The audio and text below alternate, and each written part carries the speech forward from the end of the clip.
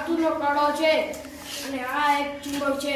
આપણે આજે જોશું કે આ ચુંબકતો નથી ચુંબક. આ ધાતુનો કણો ચુંબક સાથે ચીપકતો નથી એટલે આ ચુંબકીય બિનચુંબકીય છે. આ ધાતુનું રમકડું છે. આજે આપણે જોઈશું કે આ ચુંબક સાથે ચીપકે છે કે નથી ચીપકતું. આ ધાતુનું રમકડું ચુંબકીય સાથે ચીપકે છે એટલે આ ચુંબકીય પદાર્થ છે.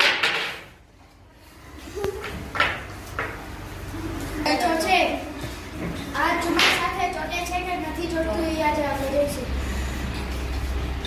આ સંચો ચુંબક સાથે ચોટતું નથી એટલે આ સંચાને બિનચુંબકીય કહે છે.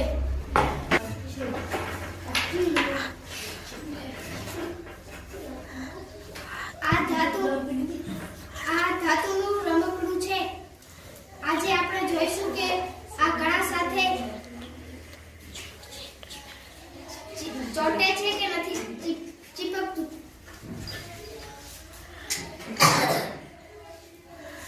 આના જોડે કણા સાથે આ ચુંબક ચીપકતું નથી એટલે આને બિનચુંબકીય કહીશું.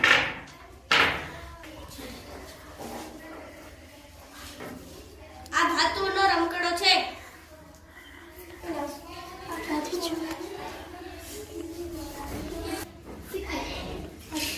ચુંબક તો પકડો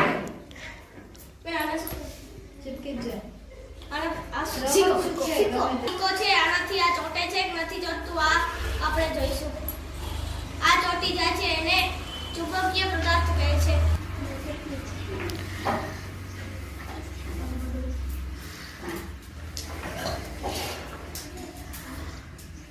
આ ધાતુનું રમકડું છે.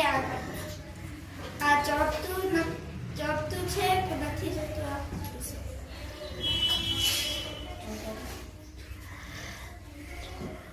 આ ચોટે છે તો આને ચુંબકીય પદાર્થ કહીશું. આ એક ધાતુનું પરિકર છે. આ એક ચુંબક છે. આજે આપણે જોઈશું કે આ પરિકર ચુંબકથી ચોટે છે કે નથી ચોટતું. આ ચુંબક પરિકરથી ચોટી ગયું છે તો એને આપણે ચુંબકીય પદાર્થ કહીશું.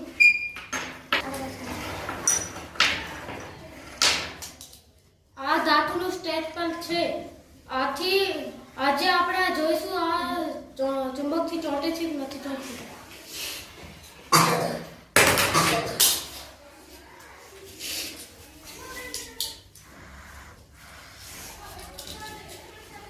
આ ધાતુનું સ્ટેપલ છે. આ ચુંબકથી ચોટી જાય છે એટલા માટે આપણે એને ચુંબકીય પદાર્થો કહીશું.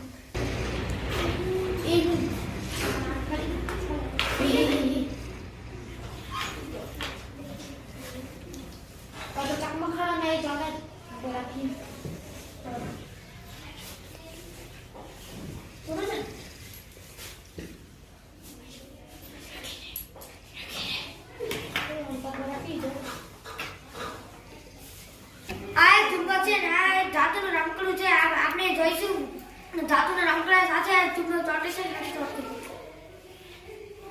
આ ધાતુના રમકડાથી ચુંબક ચોટે છે એટલા માટે ચુંબકીય પદાર્થ છે. આ એક સ્કેલ છે. આનાથી ચુંબક ચોટે છે કે નથી ચોટતું. આનાથી ચોટે છે એટલે આ ચુંબકીય પદાર્થ છે. આ બે ચુંબક છે એના ધ્રુવને આજે આપણે ભેગા કરશું. તે ભેગા નથી થતા એટલે એને અપાકર્ષણ કહે છે. આ બે ચુંબક છે. એના એસ ચુંબકને પાસે લાગતા એ બે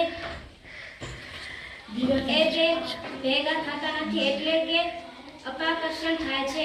ચુંબક છે એના એસ ભેગા કરતા એ ચોટી જાય છે એટલે એને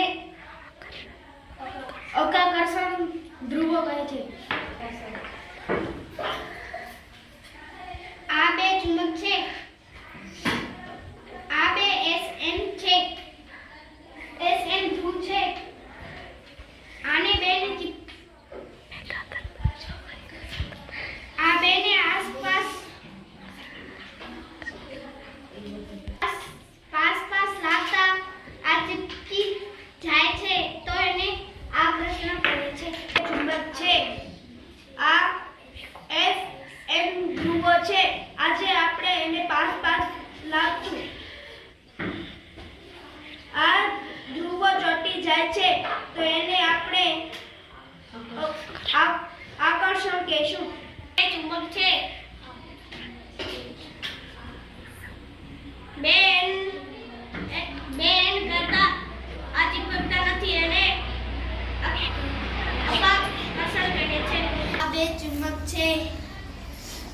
એસ અને એમને સાથે લાવશું તો આ ચૂપકી જાય છે, તો આને આકર્ષણ કહે છે. સમાન ધ્રુવોને પાસ લઈએ તો એ